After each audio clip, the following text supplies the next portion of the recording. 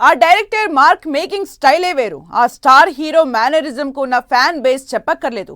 అలాంటి rare combination లో movie వస్తే బాక్సాఫీస్ షేకే. ఎన్నో రోజులుగా ఇద్దరి సినిమాపై గాసిప్స్ చక్కర్లు కొడుతున్నా త్వరలోనే ఓ క్లారిటీ వచ్చే అవకాశం ఉందంటున్నారు. ఇంతకు ఎవరా డైరెక్టర్, ఏంటా స్టోరీ? Hero okay చెప్పినట్లేనా?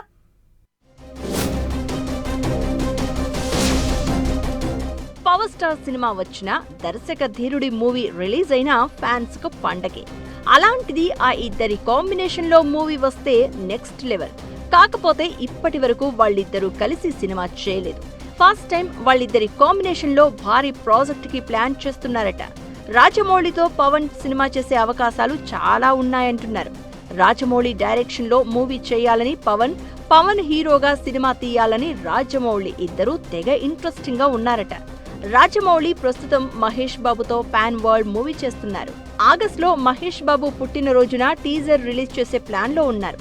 ఎట్టి పరిస్థితుల్లోనూ 2027 ఏప్రిల్ 7న సినిమా రిలీజ్ చేయాలని డిసైడ్ అయ్యారట. వారణాసి మూవీ తర్వాత రాజమౌళి ఎవరితో సినిమా చేస్తాడు అనేది ఇప్పటికీ క్లారిటీ లేదు.